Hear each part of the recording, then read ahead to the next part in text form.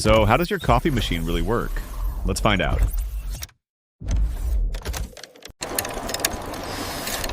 Workers boil water, checking gauges for the perfect temperature. Roasting machines crackle as beans are finely ground by hard-working teams. Levers and gears align as the grounds move to the brewing chamber.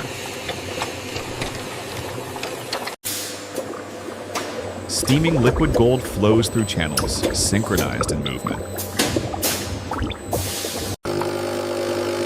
Cups are polished.